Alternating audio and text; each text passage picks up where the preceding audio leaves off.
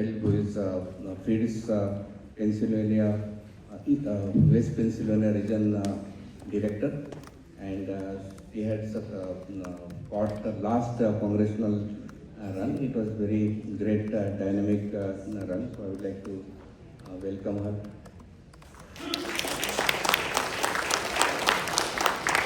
Good evening, everybody. Good evening. I think we could do better than that. Good evening. Good evening. There we go. It's my honor and pleasure to introduce Bob Pecker, who is a founding partner of Pecker and Abramson. He has devoted his career to serving the construction industry and bar. For decades, he has represented contractors throughout the United States and the world, gaining a widespread reputation for his legal acumen, his energetic representation, and his creative approach for problem solving. Bob has also served as the past Asia chair and member of the HAC Board of Governors. He's also a tremendous inspiration to young professionals like myself and emerging leaders in his role as one of the key founders of the Hindu-Jewish Coalition of America. So please join me in welcoming Bob.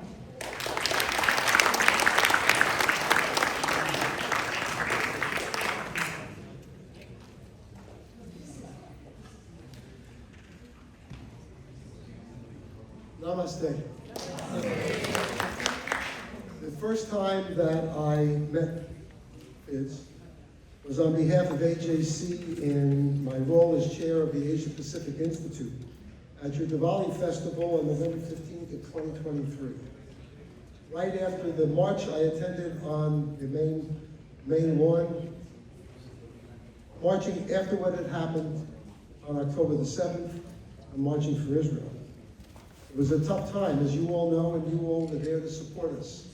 We had lost 1,200 Israeli brothers and sisters. We had 250 plus as hostages, some dead, some alive, some grandmothers, some infants. But the world was with us for a couple of days. And then after those couple of days, powerful forces started seeking to destroy our heritage, our history, our culture, our ethics, and our religion. In a brilliantly conceived plan focused on our children and our grandchildren. The plan is based upon misinformation, fabrications, false histories, and outrageous characterizations. Apartheid, of genocide, and the Jews who run the world and ruin the world. The purpose was very clear, and all this is going to resonate with you, I'm sure, particularly after what we just heard. The purpose was to marginalize, discriminate, and deprive our kids of the right and the ability to be openly proud American Jews. The core group behind this was Students for Justice in Palestine, on campuses with the support of lots and lots of money from Qatar and other sources in the Middle East. But then they did something which was a dramatic shift, which has really had the most important impact on what's happened to us. They brought in others with them. They appealed to their fellow students who were idealistic and who wanted to see the world improved, and I don't criticize that at all. But they were naive, uninformed, and easily misled, who wanted to be associated with helping the downtrodden, the victims, and those who they characterized as the oppressed. Now, those are good goals, but the results were horrific.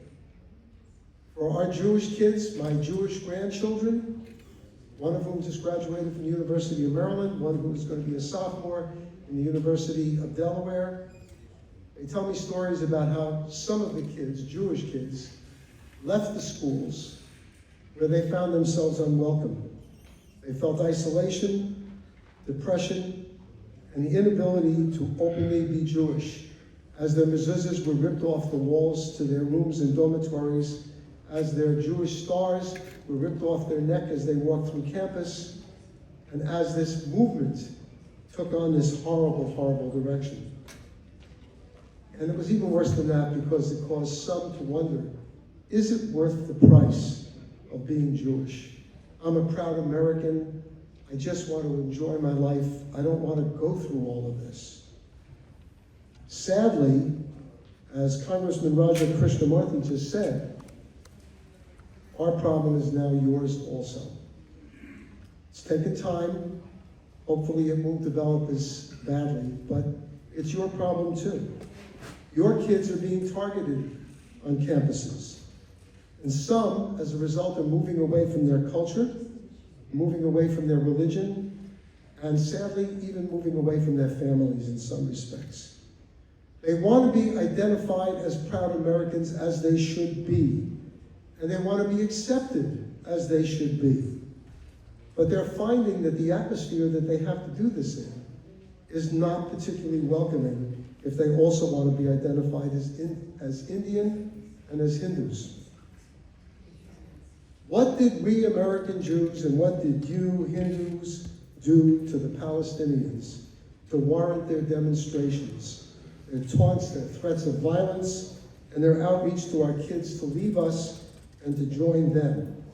Why are our houses of worship, yours as well, targets of defacement?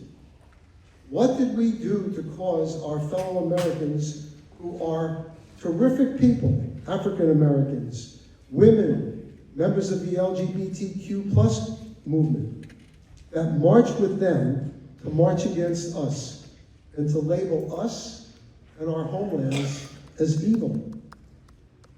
I want you to know that we American Jews stand with you lockstep.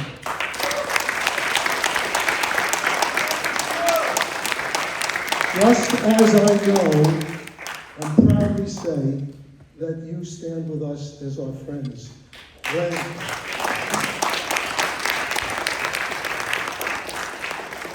On October the 7th, we didn't get a lot of phone calls from our friends. But you can be sure we got more phone calls from our Hindu friends than any other group in this country. That is why in November of last year, my partner from AJC, Michael Feldstein, who started the Hindu-Jewish Council in New Jersey with a great group of Hindu and Jewish people together, decided to reach out to your leaders, including your leaders of FIIDS, as well as our own AJC and other Jewish organizations, to form a nationwide coalition to stand up with and for each other. And that organization has been named the Hindu-Jewish Coalition of America. It is an organization of organizations, not of individual memberships. Jewish organizations, Hindu organizations, all bringing their relative strengths and contributions into one umbrella organization that is going to organize, coordinate, and make sure that our impact is felt, because our impact is 13 million Americans. We've already, in our short history, planned a leadership summit and workshop, which is going to be held in Chicago in a few weeks, where the first part of this program is going to be a 3-hour workshop led by Jews and Hindus together on what are we going to do about this problem of people trying to pull our kids away from their heritage. And that's the first thing that we are going to be focusing on. We are facilitating a religious summit. This would not be the first. There have been Hindu-Jewish summits going back into the 1990s. We are facilitating the third one that is going to be held by the clergy, 10 clergy from the Hindu faith, 10 clergy from the Jewish faith, in November of this year.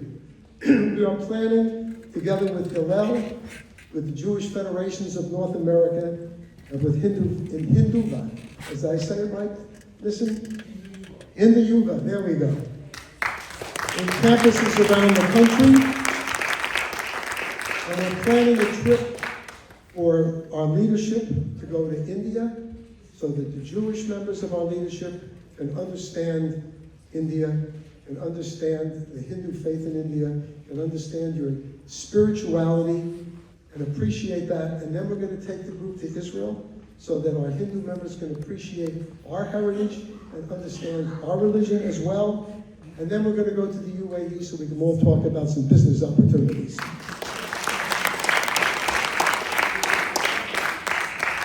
I'm going to close with this. We're entering a very challenging political season where some candidates and their party supporters are appealing to those Americans who are legitimately upset about the challenges of making ends meet and the costs of feeding their families. But they're doing it with a narrative that needs to have oppressors and the oppressed and villains. Sadly, we find ourselves, all of us, in the crosshairs of their messaging. They have see how you and we have succeeded financially, achieved success in business, education, politics, medicine, and therefore we're the contributors to oppression. Go figure that out. Using carefully nuanced language, they have focused on our two communities, and they seek to cause our children to be ashamed to being part of those communities. Let's be happy about the fact our communities are beautiful. Beautiful communities with amazing histories, amazing cultures, rich religions, and spiritual foundations which are in no small part responsible for our success. We have to celebrate our cultures, not apologize for them. We have to be proud. We have to be proud of our religious beliefs and have to insist that our children are able to do the same, openly and safely. We are proud Americans. We have to be proud of what we're contributing to America, as you've heard so many times from your congressman this evening. It's our home. With most of the major organizations representing Jews and Hindus joining together in the Hindu-Jewish Coalition of America, we are going to do just that. We are going to celebrate and we are going to fight for the futures of our children and our grandchildren. And with your help, we'll succeed. Thank you very, very much. Good luck with your conference.